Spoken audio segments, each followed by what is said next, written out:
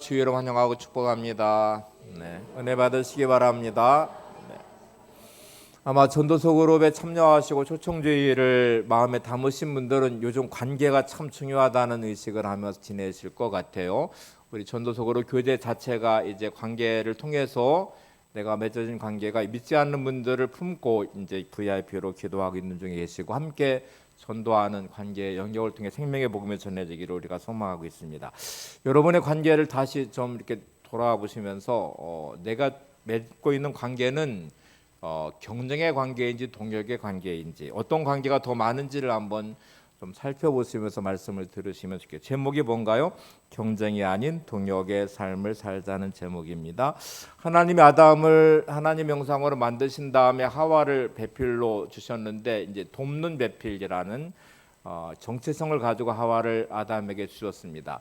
처음에 아담의 고백은 뼈 중에 뼈요 살 중에 살이라고 고백하는 이 동력 돕는 배필의 관계가 됐는데 죄가 들어온 다음에 갑자기 이제 이 아담이 하와를 대할 때 2인칭으로 이렇게 돌변하기 시작하더니 하나님이 주신 저 여자가라고 말하며 이제 판단과 정죄를 하기 시작하면서 관계는 이렇게 깨지게 되죠. 우리가 살면서 부부의 관계는 돕는 배필과 동역의 관계, 생명의 관계라고 고백하며 결혼하게 되는데 어느 순간부터 이 관계는 비판과 정죄의 대상이 되는 경쟁의 관계가 되어버릴 때가 많습니다. 가정이 그렇게 상처를 받게 되고 깨지게 되고 교회 안의 성도와의 관계도 주의 몸을 이루는 지체라는 생명의 관계로 우리가 받아서 신앙생활해야 되는데 어느 순간부터 시기와 질투와 판단이 되는 경쟁의 관계가 되는 경우도 많습니다. 이렇게 관계라는 게 어느 순간에 하나님이 주시는 이 본질과 의미가 사라지면서 동역이 아니라 경쟁의 관계가 되고 이렇게 이제 무너지는 경우도 참 많아요. 우리에게 잘 알려진 이 강영호 박사라는 분이 계신데 지금은 돌아가셨죠. 이분이 14살 때 중학교 2학년 때 축구공에 맞아서 중도 실명을 하게 되고요. 오랜 세월 방황을 하게 되는데 나중에는 이제 미국에 유학을 하고 박사학위도 받고 2001년부터 2009년까지 조지 부시 대통령 때인데요. 미국 백악관 국가장애위원회 정책 차관보로 활동을 하게 됩니다. 그러니까 시각장애인으로는 최초로 백악관에서 우리나라 사람으로도 최초이죠. 그의 아들 강진영 박사는 오바마 정부 때 입법 관계 특별보좌관, 미국에서 검사 생활을 하다가 특별보좌관이 되는 이제 영광도 갖게 됩니다. 명문 가문이 됐는데 이렇게 되는 배경에는 그 강영호 박사 부인인 서근옥 여사의 혼신이 있었습니다. 이분 이야기를 조금 전해드릴까 해요. 14살의 중학교 2학년인데 축구공에만 중도 실명한 이 강영호라는 학생은 오랜 방황을 하게 돼요. 지금 인생에 대한 절망도 하게 되면서 뒤늦게 이제 안마사라도 돼야 되겠다 하고 이제 맹학교에 입학을 하게 되는데 그때 마침 서근옥 여사는 숙명여대 영문학과 1학년에 입학을 하게 되고 자원봉사를 하면서 만나게 됩니다. 그래서 강영우 학생을 만나는데 너무 부정적이고 절망적이고 인생을 비관하고 꿈도 희망도 없는 그냥 안마사가 되고자 하는 그냥 평범한 자신의 삶에 대한 모습을 드러내게 되는데 계속 꿈을 심어주면서 옆에서 격려하고 공부를 하도록 해요. 그리고 연세대학교 입학을 하게 되고요.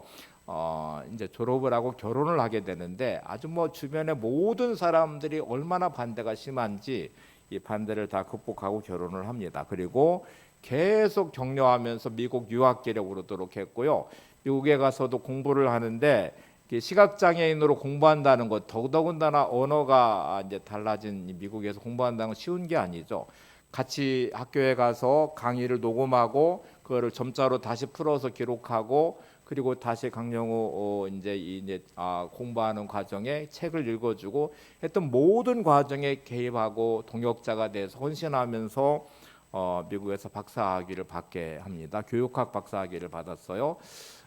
결혼을 하고 두 아들을 낳고 이제 박사학위를 받았으니까 대학 교수가 됐으면 원했는데 여기저기 아무리 뭐 이렇게 원서를 이력서를 내고 지원을 해도 어느 대학에서 시각장애인을 교수로 채용하는 곳은 없습니다. 생활이 점점점 어려워지고 두 아들은 커가면서 어느 순간에 생활고에 시달리게 되고 있는 집마저도 쫓겨날 정도의 비참한 상황에 처하게 됐는데 끝까지 지지해주고 격려해주면서 계속 실족하지 않도록 그를 세웠어요. 그리고 마침내 2001년에 미국 백악관 국가장애연의 정책보좌관으로 채용되게 됩니다. 말한 대로 그의 아들도 검사가 됐고요.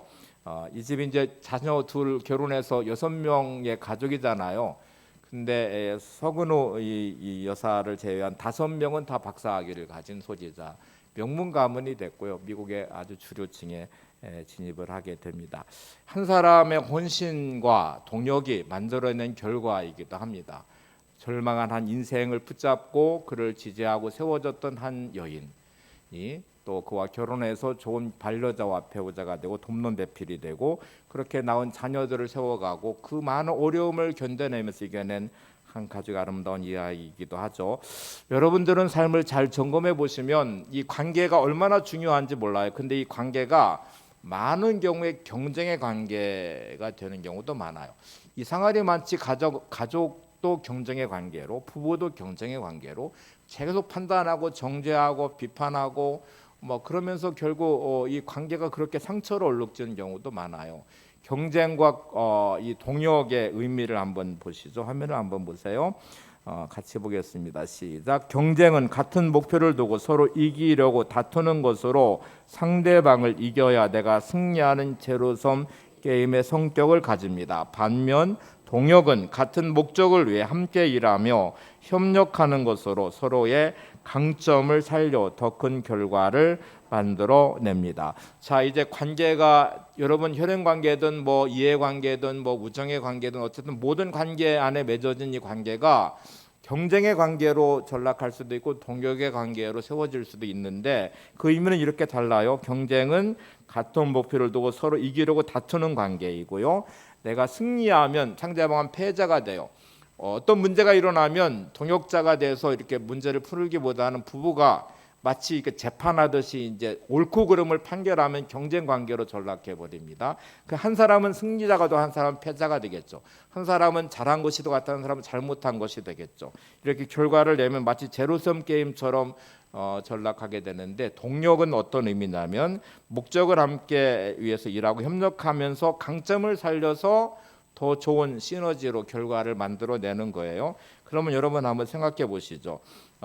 이 땅에 우리가 살아가는 사회의 시스템은 경쟁 사회라고 말합니다. 그러니까 우리가 사는 사회는 경쟁 시스템의 구조를 가지고 살아요. 그러니까 학교에 들어가는 아이는 들어가는 순간부터 친구가 경쟁의 대상자가 돼요. 직장에 들어가는 사람은 승진이라는 것 앞에서 회사의 동료가 경쟁자가 돼요. 교회에 오신 여러분들 신앙생활할 때 우리는 그리스도의 몸을 이루는 지체라는 생명의 관계에 동역의 관계라고 말하는데 어느 순간부터 옆에 있는 성도를 시기하고 질투하고 그의 사역에서 판단하는 경쟁 관계로 돌입하게 돼요. 그러면 이제 신앙생활하면서 상처를 받기 시작합니다. 가정 안에도 생명의 관계이잖아요. 근데 이 가족도 어느 순간에 경쟁처럼 누군가를 판단하고 비판하고 정죄하는 대로 가게 돼요. 경쟁 관계가 되면 승자와 패자가 나오게 되고요. 거기에 시기와 질투가 있게 되고 또 온갖 것들이 만들어집니다. 관계가 손상되면 상처를 받게 되고 상처받은 마음은 분노심을 갖게 되고 더 큰 원망과 분노로 언어가 거칠어지게 되고요. 이 관계는 점점 좀 악화돼 가게 되죠. 예수님은 비판하지 말라고 말씀하셨는데 경쟁 관계의 가장 무서운 자리는 비판의 관계로 이제 가게 된다는 거예요. 그러니까 세워주기보다는 판단하기 시작하고 비판하면서 경쟁 관계는 그렇게 점점 좀 늪에 빠지게 됩니다. 비판 대신에 예수님이 말씀하신 이제 용납하고 사랑하고 허물을 덮어주고 이런 이제 생명의 관계로 가야 되는데 이거를 하지 않으면 동력이 끊어지면 경쟁 관계가 되는데 경쟁 관계는 비판한다고 말씀드렸잖아요. 비판하는 마음 속에는 뭐가 들어있냐면 자기 의가 들어있어요. 그러니까 내가 옳다고 생각하는 자기 의가 들어있기 때문에 누군가를 판단하는 비판이 되거든요.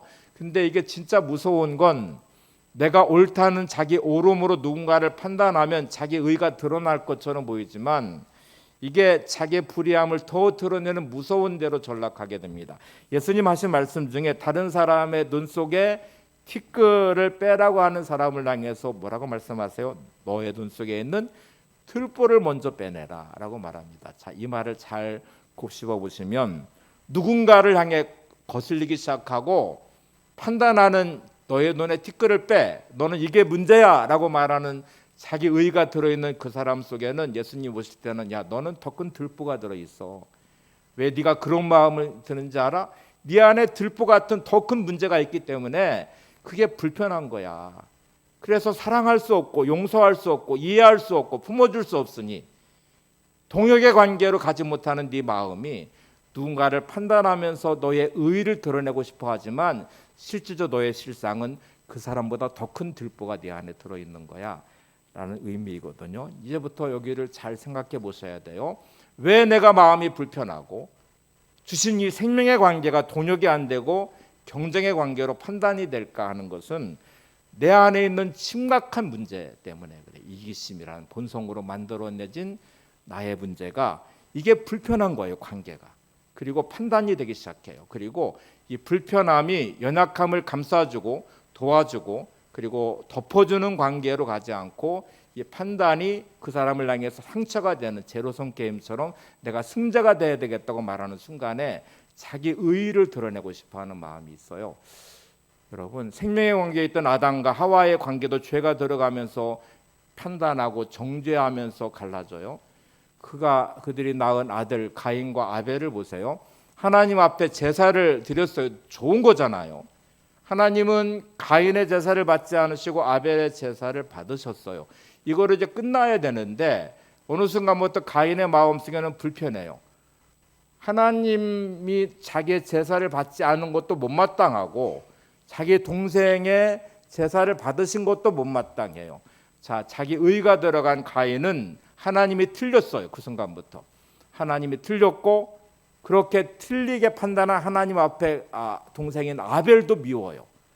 그래서 아벨을 향한 시기와 질투의 마음이 들에 있을 때 아벨을 돌로 쳐서 죽이는 살인을 저지릅니다. 별것 아닌 것처럼 보였잖아요. 아니 하나님은 가인의 제사를 받지 않고 아벨의 제사를 받았어요. 이게 아벨의 책임인가요? 근데 가인의 마음속에는 불편하기 시작하고 이 관계, 형제의 관계, 하나님과의 관계 안에서 자기 의가 들어왔어요. 내가 옳으니까 하나님도 틀렸고 또 하나님께서 받으신 아벨도 믿고 그 미움의 시기와 질투의 마음이 돌로 쳐서 아벨을 동생을 죽이는 살인으로 갔습니다. 이게 진짜 무서운 결과잖아요. 요즘은 경쟁 시대라고 말하고 경쟁력이라는 말을 좋게 말해요. 경쟁력이 있어야 돼. 너가 공부하는 이유는 경쟁력을 가져야 돼. 그래야 세상에서 성공할 수 있어. 학교에 갈 때 친구의 동역의 관계를 여기지 말고 너의 경쟁자야. 네가 성적이 잘 나와야 돼. 회사 들어갈 때 동료로의 관계보다는 네가 승진하려면 청굴처럼 야구강식처럼 네가 승리자가 돼. 경쟁력이 있어야 돼. 회사를 경영하시는 분들은 경쟁력이 얼마나 중요해요. 그러니까 이 경쟁력이란 말이 포장되면서 우리는 동역을 벌이기 시작합니다. 함께 더불어 살아가는 마음이 우리 안에 사라지기 시작해요. 예수님이 제자들을 선택하실 때에도 함께 더불어 하나님 나라를 이루라고 선택하시고 3년 반을 가르쳐서 하나님 나라의 가치에 대해서 함께 더불어 살아가는 삶에 대해서 용서하고 사랑하는 법에 대해서. 근데 제자들은 예수님이 십자가 지러 올라가시는 그 예루살렘의 그 끝까지 경쟁을 놓지 않습니다. 누가 크냐고 경쟁하기 시작하고요. 이것이 서로의 다툼이 되기 시작해요. 주님의 마음이 얼마나 아팠을까요? 이들이 동역의 관계로 바뀐 자리는 주님이 부활하신 후에 주의 말씀에 따라서 오순절에 성령 강림을 경험하고 나서야 비로소 그들은 경쟁의 관계를 내려놓고 동역을 시작해서 교회를 세워갑니다. 이때 교회가 부흥이 임하게 되죠. 여러분 오늘도 성령 충만하시기를 바랍니다. 경쟁의 마음을 내려놓으시고 동역의 자리로 가셔야 돼요. 아내를 바라보는 남편의 마음이, 남편을 바라보는 아내의 마음이, 자식을 바라보는 부모의 마음이, 또 부모를 바라보는 자녀의 마음이, 여러분 옆에 있는 성도를 바라보는 나의 시선이 성령 충만하셔야 돼요. 주님의 마음으로 품을 수 있으셔야 되고요. 그리고 서로의 허물을 덮어주며 세워주는 동역의 관계로 가셔야 우리는 승리할 수 있습니다. 여러분 주님 말씀 중에 즐거워하는 자와 함께 즐거워하고 우는 자와 함께 울라고 말씀하셨어요. 자, 여러분, 즐거워하는 자들과 함께 즐거워할 수 있는 마음, 우는 자들과 함께 울 수 있는 마음은 동역의 관계로서의 가질 수 있는 마음이에요. 내가 진짜 그런 마음이 있는지를 한번 생각해 보셔야 돼요. 여러분, 옆에 있는 성도가 잘 될 때, 나는 힘들고 어렵지만 그분이 잘 될 때 정말 나는 축하해 줄 수 있는 마음, 그리고 함께 즐거워할 수 있는 마음이 내게 있을까? 옆에 있는 분이 힘들어할 때에 손잡아 줄 수 있는 마음, 그를 위로해 줄 수 있는 마음이 내게 있을까를 생각해 보시면, 우리는 사촌이 땅을 사면 배가 아프다는 속담은 사촌이란 관계가 있는데 이게 동역의 관계예요? 경쟁 관계인 거죠. 땅을 사니까 배가 아파요. 누군가가 힘들어할 때 나는 웃고, 누군가가 웃을 때 나는 시기심에 질투심에 나는 마음이 힘들고, 이건 경쟁의 관계예요. 근데 우리가 진짜 동역의 관계가 되는 관계로 내 자신을 지켜가고 있는지를 잘 생각해 보시고, 하나님, 제가 진짜 누군가가 잘 될 때 축복해 줄 수 있는 마음을 주세요. 누군가 힘들어할 때 손 내밀고 위로할 수 있는 마음을 주세요. 이기심이라는 마음은 절대로 동력의 관계로 나를 인도하지 않아요. 계속 그 사람을 짓밟고 내가 올라서야 될 것 같고, 그 사람이 잘 되는 것이 배가 아프고, 내가 잘 돼야 되는데 왜 저 사람이 잘 될까 하는 생각이, 시기심이 나고 질투가 나고 그런 마음이 들 때가 많아요.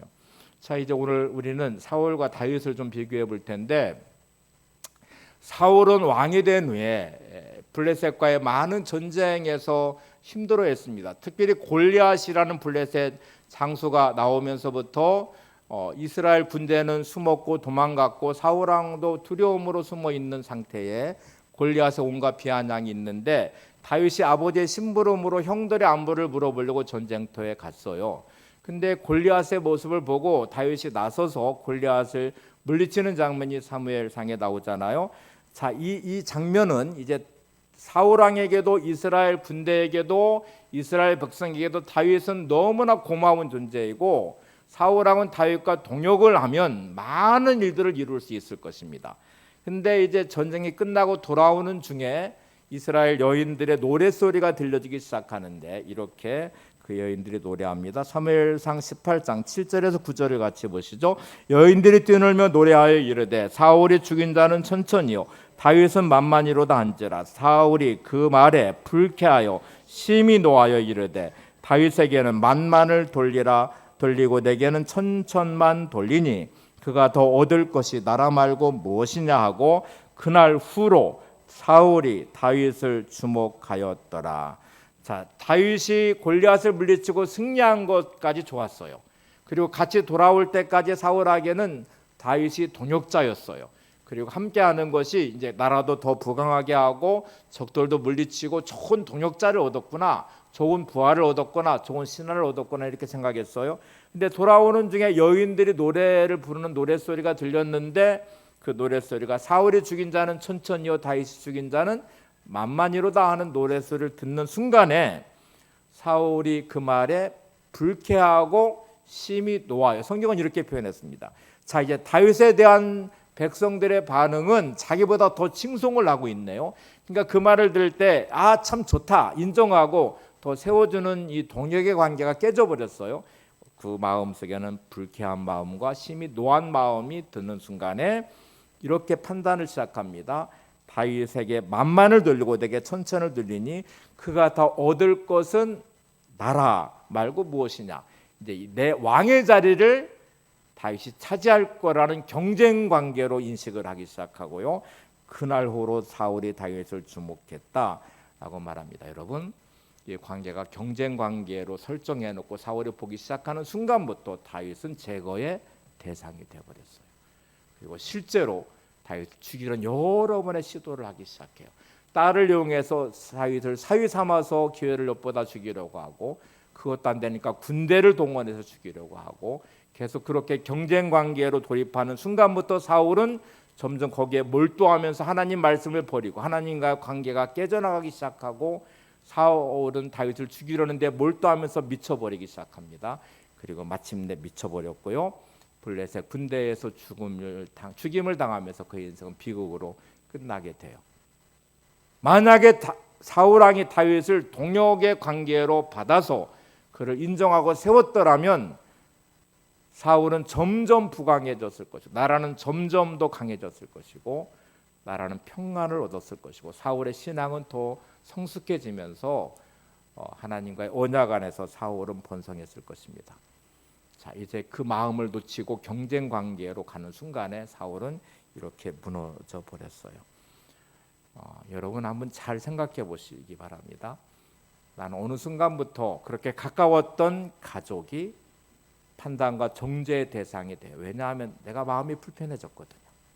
더 이상 사랑스러운 눈으로 바라보는 아내가 아니고 사랑스러운 눈으로 바라보는 남편이 아니고요. 또 공일한 마음과 사랑으로 바라보는 자녀가 아니고 또 그런 마음으로 바라보는 부모가 아니에요. 교회 와서 처음에는 너무 좋았어요. 그런데 어느 순간부터 내 눈에 거슬리기 시작하는 어떤 성도, 어떤 집사님, 권사님이 내 눈에 거슬리면서 더 이상 동역의 관계가 아니에요. 판단하고 정죄하는, 시기하고 질투하는 경쟁의 대상이 되어버렸어요. 주님의 몸의 지체로서의 관계가 깨져나가기 시작합니다. 이게 여러분의 무서운 함정. 사단은 이거를 교묘하게 이용하고 있어요. 아담과 하와 사이에도 사단은 역사에서 경쟁 관계처럼 만들어 버렸고요.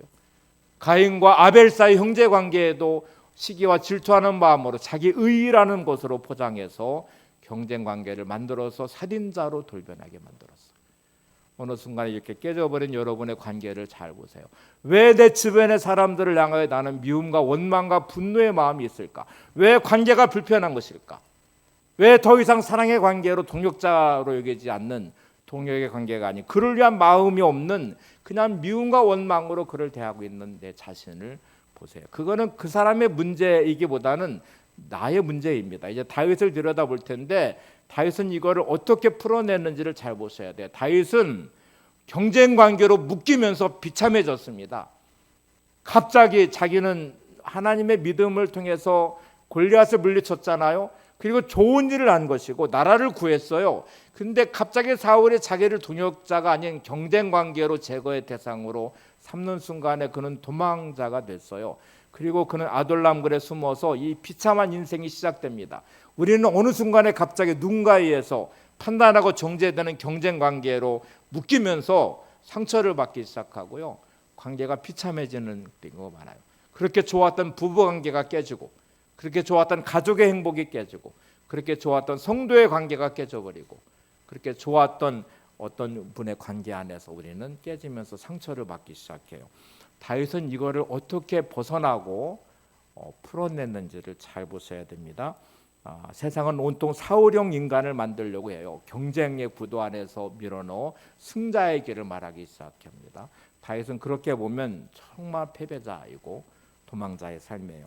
자, 이제 성경 하나를 보세요. 사무엘상 22장 1절이죠. 오늘 본문의 말씀입니다.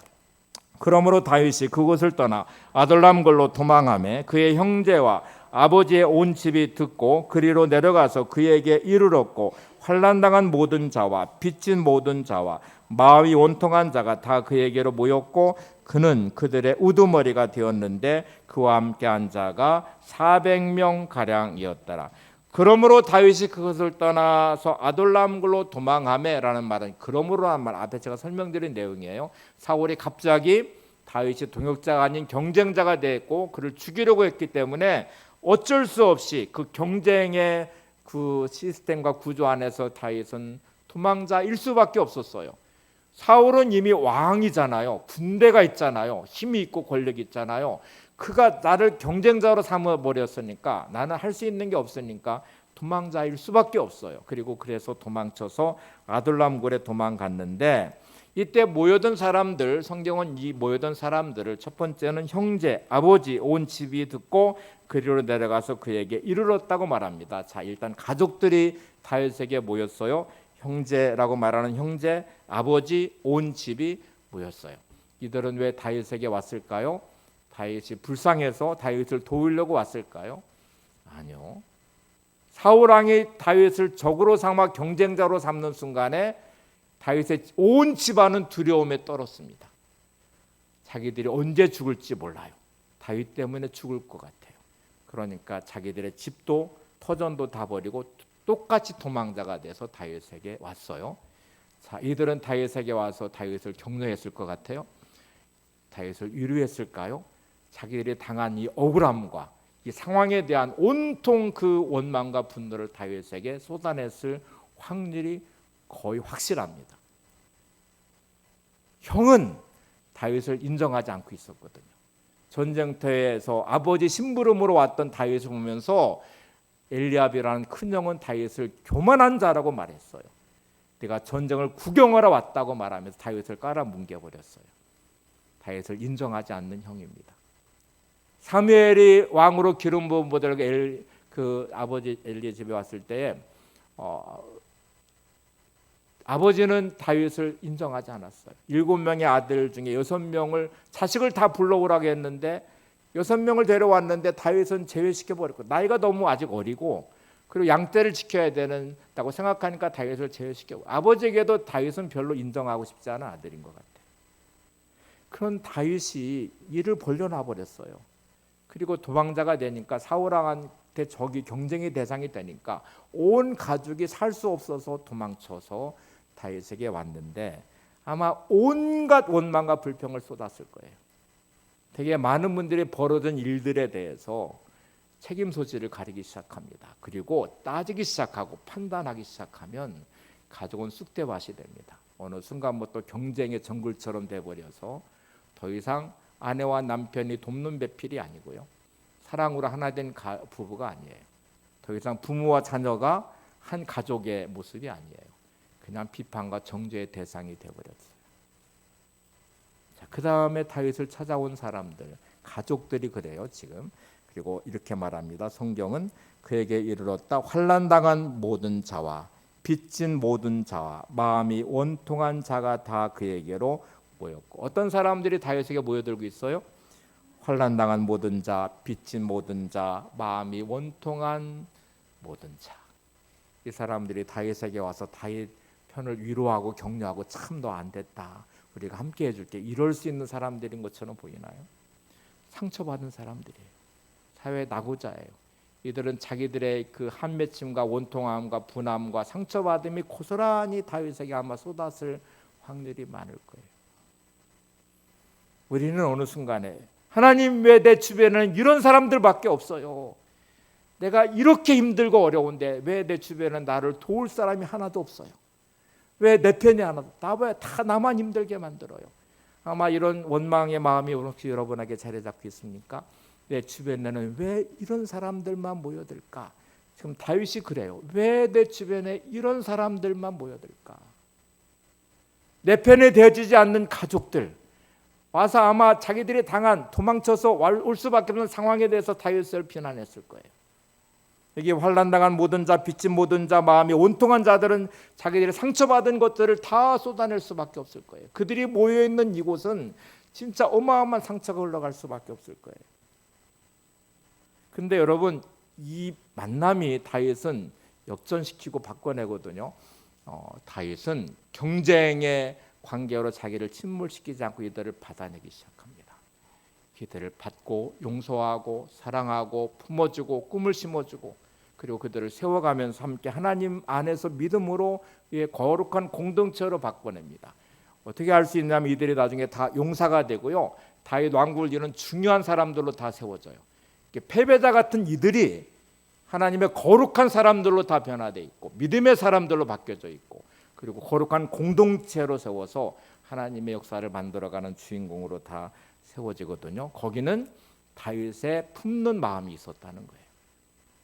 여러분 내 주변에 왜 이런 사람들밖에 없어요라고 말하지 말고 여러분 주변에 그런 분들을 위로하고 격려하는 여러분이 동역자가 되시기를 바랍니다.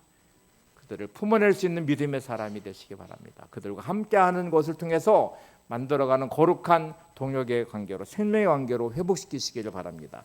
이제 그 방법을 오늘 찾아볼 텐데 다윗에게는 어떻게 이게 가능할까? 제가 세 구절을 볼 거예요. 두 구절은 다윗이 경쟁 관계에 어떻게 묶여 있는지를 보는 진짜 비참한 상황을 보여줄 것이고요. 한 구절은 그런 상황 가운데 묶이지 않은 다윗의 승리의 방법을 보여줄 것입니다. 시편 57편 4절을 한번 먼저 보세요. 이 경쟁의 구도 속에 들어있는 다윗의 비참함입니다. 이렇게 고백합니다. 내 영혼이 사자들 가운데서 살며 내가 불사르는 자들 중에 누웠으니 곧 사람의 아들들 중에라. 그들의 이는 창과 화살이요 그들의 여는 날카로운 칼 같도다. 자 보세요. 지금 내 영혼이 어디 가운데 지금 살아요? 사자들 가운데 살아요. 사자들이 뭐예요? 막 물어뜯어서 죽이려고 달려드는 거예요. 내가 지금 어디에 있냐면 경쟁하는 사람들 속에 내가 몰려 있는데 이게 사울왕 앞에 놓여 있는 자기의 모습, 그리고 아둘람굴에 모여 있는 사람들 속에 자기일 수도 있어요. 온통 사람들이 모여들고 있는데 마치 사자들 속에서 내가 있는 것 같이 온통 나를 물어뜯으려고 달려들고 있어. 불사르는 자들 중에 있어요. 나를 다 불태워 죽이려는 것 같아요. 그들의 이는 뭐예요? 창과 화살이야. 한마디 한마디의 말이 나의 폐부를 찌르듯 가슴을 찌르고 몸에 상처를 내듯이 내 영혼과 마음에 상처를 내요. 그들의 여러 날카로운 칼같이 나를 베고 있어요.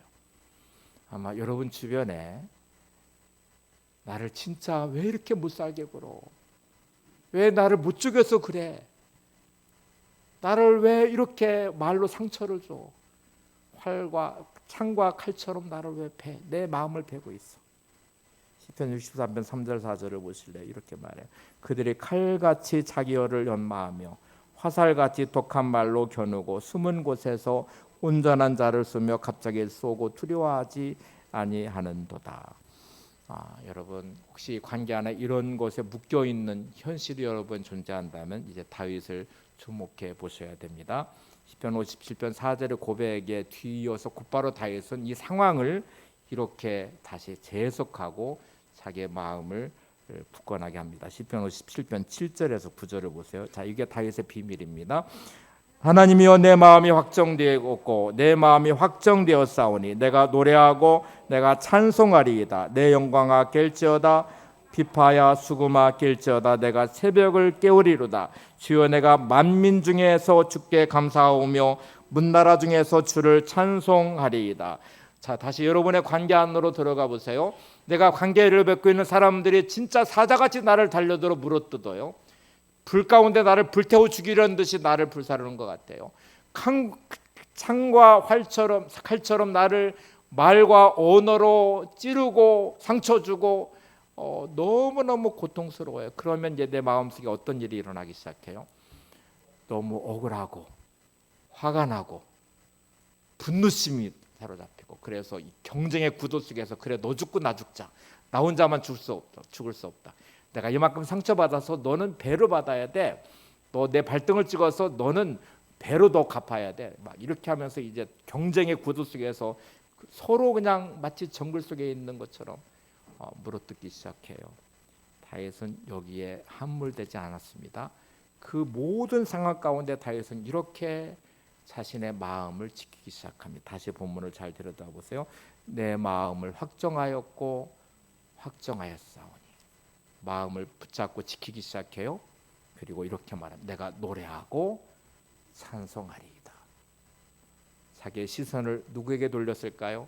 하나님께로 돌렸어요. 그리고 마음을 지키면서 하나님을 향하여 찬양하며 경배하기 시작합니다. 많은 분들이 경쟁의 관계 안에 침몰되기 시작하면서 불평과 원망과 분노심으로 잠 못 이루면서 그 화를 누르기 시작해요. 그 화난 마음이 견딜 수가 없어서 밤에 잠을 못 이루는데, 다윗은 새벽을 깨우는데 그 새벽을 깨우는 것은 분노심과 원망이 아니고요, 하나님을 향해 기도함으로 새벽을 깨우기 시작해. 이렇게 말합니다. 내 영광아 깰지어다. 비파야 수금아 깰지어다. 내가 새벽을 깨우리로다. 마음의 어둠에 묶이지 않고, 시간의 어둠에 묶이지 않고 새벽을 깨워서 아침이 오게 만드는 것처럼 자신이 영적으로 계속 깨워서 하나님을 향해 마음을 확정하며 하나님을 찬양하며 예배하고 또 기도하고 있어요. 그리고 이렇게 마지막 고백합니다. 주여 내가 만민 중에 주께 감사하오며 문나라 중에 주를 찬송하리이다. 여러분 너무 억울하십니까? 저를 따라서 해보세요. 그럼에도 감사합니다. 너무 화가 나십니까? 마음을 확정하시고 주를 향해서 찬송하고 예배하시기 바랍니다. 너무 힘들고 고통스러우신가요? 그 잠 못 이루는 밤에 분노심과 원망으로 잠 못 이루는 게 아니라 새벽을 깨우는 기도자가 되시기를 바랍니다. 이게 중요한 비밀이에요. 사람에게 묶이지 않는 것, 환경과 문제에 묶이지 않는 것, 그것은 다윗이 경쟁의 관계의 구도에서 정말 침몰당할 수밖에 없는 그를 건져내요. 동역의 자리로 가며 함께 온 사람들을 살려내기 시작하고, 온 사람들이 절대로 좋은 사람들이 아니에요. 자기 편이 아니에요. 다윗을 위하는 사람들이 아니에요. 그럼에도 불구하고 그들을 세우고 있는 다윗, 생명으로 살려내고 기도로 살려내고 그들을 품어서 살려내고, 그리고 함께 동역의 길로 가서 거룩한 믿음의 세대로 세워서 나라를 세워가는 다윗의 길을 보셔야 됩니다. 한번 저를 따라 고백해 보시죠. 나는 어떤 환경과 문제 가운데 있든지 하나님만 바라보겠습니다. 나는 비판하고 정죄하는 사람들에게 묶이지 않고 하나님께 기도하겠습니다. 불평과 원망의 말이 아니라 감사의 고백을 하며 하나님을 찬양하는 사람이 되겠습니다. 꼭 그러셔야 돼요. 여러분의 마음은 여러분이 지키시는 거예요. 불평과 원망 대신에 감사의 사람이 되셔야 되고요. 정죄하는 대신에 그 사람을 품고 용서하는 사람이 되셔야 되고요. 분노심으로 잠 못 이루는 밤이 아니라 눈물로 기도하며 밤을 지새울 수 있는 믿음의 사람이 되셔야 돼요. 그래야 행복해집니다. 그래야 여러분의 인생이 구원을 받습니다. 하나님은 환경과 문제, 또 사람, 여러분 주변의 사람들로 여러분의 인생을 좌지우지하지 않으세요. 여러분의 마음을 보고 계세요. 그런 가운데 너는 네 마음을 지키고 있냐? 그 가운데 너는 믿음을 보이고 있냐? 너무너무 힘들고 어려운 중에 너는 감사의 사람이냐? 여전히 하나님을 신뢰하는 믿음으로 너는 기도하고 있냐? 이게 확인이 되시면 하나님은 하나님의 일을 시작하실 것입니다. 성경은 의인은 없나니 하나도 없다고 말씀하잖아요. 이 땅에 완전한 사람, 완벽한 사람은 존재하지 않습니다. 여러분이 만나는 모든 사람은 여러분을 포함해서 부족함이 있고 연약함이 있고 허물도 있고 문제도 있어요. 그거를 내가 어떻게 받느냐가 중요하죠. 허물을 들추어내는 사람이 될 것이냐, 문제를 판단하고 정죄하는 사람이 될 것이냐, 내가 받은 상처를 배로 갚아주는 보복의 사람이 될 것이냐, 경쟁의 관계로 끝없이 치닫게 만들어서 누군가를 판단하고 침몰시키는 사람이 될 것이냐, 내 의의를 드러내는 수단으로 누군가를 이용하는 사람이 될 것이냐. 여러분, 이렇게 경쟁의 구도로 가면 부부의 관계는 여지없이 깨질 것입니다.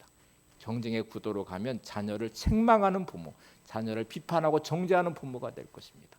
경쟁의 구도로 가면 성도의 관계는 상처로 얼룩지는 시기와 질투와 판단과 정죄의 관계로 될 것입니다. 그 어떤 것 안에도 반드시 여러분은 지옥을 경험할 것입니다. 거기에 천국은 없어요. 거기 하늘의 기쁨도 없어요. 평안도 없어요. 영화 중 홀랜드 오퍼스라는 영화가 있는데 아주 감동적인 영화입니다. 이 영화 이야기를 좀 하고 마치려고 해요.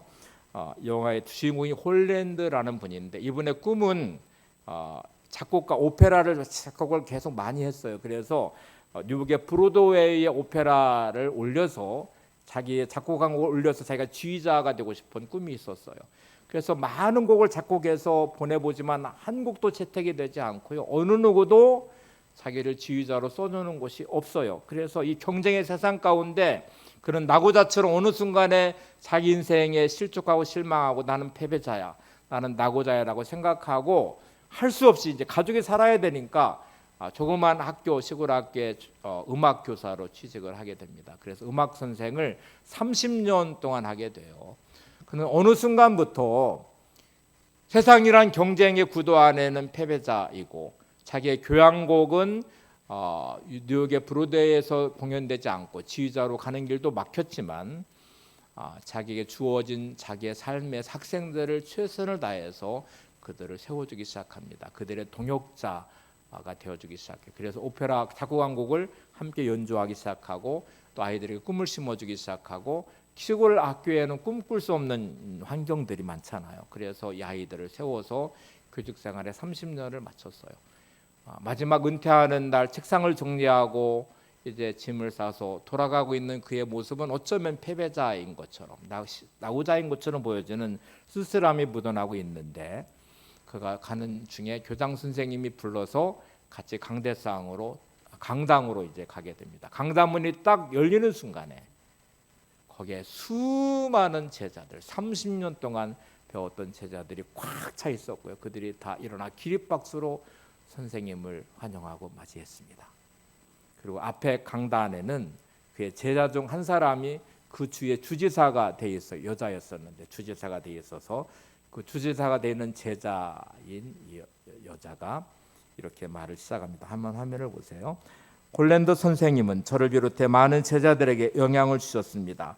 하지만 혹시 후회하실지 모른다는 생각이 나더군요. 선생님은 언제나 부와 명예를 가져들 교향곡을 작곡하셨죠. 하지만 선생님은 부자도 아니고 다만 여기서 유명할 뿐입니다. 따라서 실패하셨다고 볼 수도 있지만 그것은 사실이 아닙니다. 왜냐하면 부와 명성을 앞지르는 성공을 하셨기 때문입니다. 주위를 둘러보세요. 선생님께 영향을 받은 제자들입니다.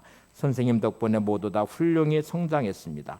사랑하며 꿈을 주고 가르쳐준 이 수많은 제자들을 보세요. 바로 우리가 선생님 교향곡의 멜로디이자 음표요 쉼표이자 음악입니다.